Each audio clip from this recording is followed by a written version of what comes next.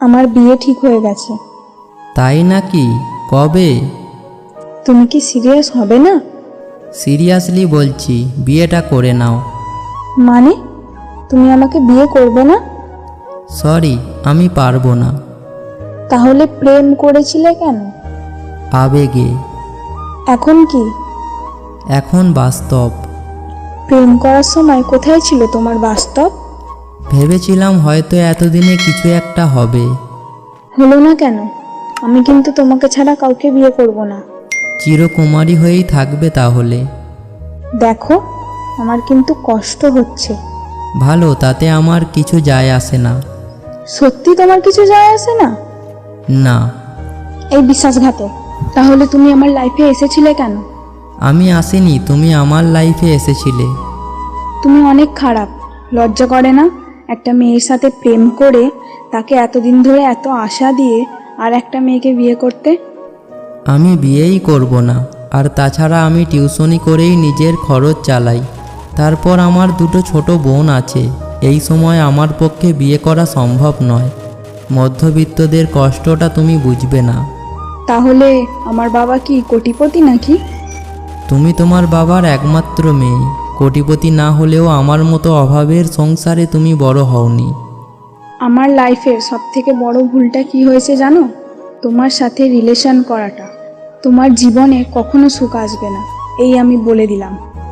এই বলেই রিনা কাঁদতে কাঁদতে চলে গেল। ওর সাথে আমার প্রায় 4 বছরের সম্পর্ক।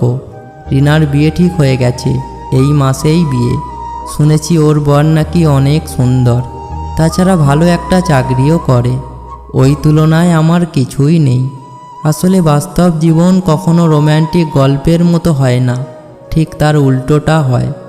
আজ যদি আমি ওকে আটকাতাম তাহলে আমার জীবনের সবথেকে বড় ভুলটা করতাম, না হলে জীবনের সবথেকে সফল কাজটা করতাম। আজ নিজেকে খুব একা লাগছে। রিনা নিজে থেকেই আমার লাইফে এসেছিল। প্রথম ওকে পাত্তা দিতাম না, কারণ আমি জানতাম এটার শেষ পরিণাম খুব কষ্টদায়ক হবে। আর আজ তাই হলো। কিন্তু অবশেষে ওর পাগলামিতে আমাকে ওর প্রেমে পড়তেই হলো। সব সময় আমাকে খুব কেয়ার করতো। এইটা করবে না, সেইটা করবে না, রাত জাগবে না, এই সেই। এখন সবই অতীত। চোখের সামনে সব কিছু যেন ঝাপসা দেখাচ্ছে। আজ রিনার বিয়ে, ব্রিজের ধারে বসে আছি।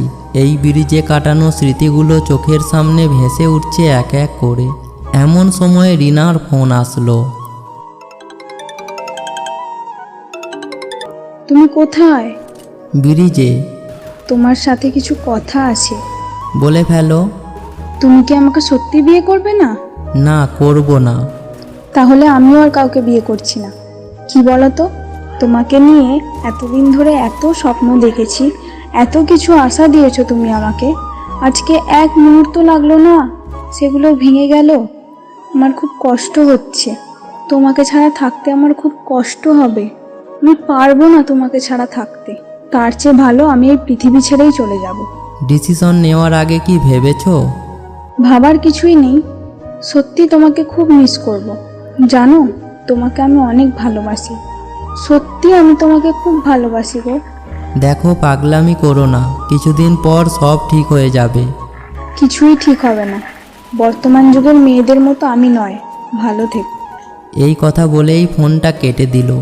আমি জানি রিনা সত্যি কিছু একটা করবে। বড্ড রাগী মেয়েটা। কিন্তু আমি এখন কি করব? মাথাটা প্রচণ্ড ঘুরছে। খেয়াল না করে রাস্তা পার হচ্ছিলাম। এমন সময় প্রচণ্ড গতিতে একটা গাড়ি এসে ধাক্কা মারল। তারপর আর কিছু মনে নেই। জ্ঞান ফিরে নিজেকে পেলাম হাসপাতালে। চারিদিকে আমার বন্ধুরা আমাকে ঘিরে বসে রয়েছে। আমি বুবাইকে বললাম, দোস্ত, রিনা কোথায়? বুবাই বলল, রিনা নাকি হাসপাতালে। আমার উপর রাগ করে ঘুমের ওষুধ খেয়েছে। আমি বুবাইকে বললাম আমি রিনাকে দেখব। তারপর 3 ঘন্টা পর রিনার জ্ঞান ফিরেছে। আমি ওর পাশেই বসে রয়েছি। আমাকে দেখেই ও অন্যদিকে মুখ ঘুরিয়ে বলল, এখানে এসেছো কেন? কাজ হয়নি তাই তো? 3-4টে ঘুমের ট্যাবলেট খেয়ে কেউ মরে না, আরও কয়েকটা খাওয়া দরকার ছিল। তুমি এখানে এসেছো কেন? বারে, আমার হবু বউ এরকম একটা কাজ করবে আর আমি তাকে দেখতে আসবো না? কে তোমার বউ? কেন, তুমি হবে? করবে না আমায় বিয়ে? না, করব না।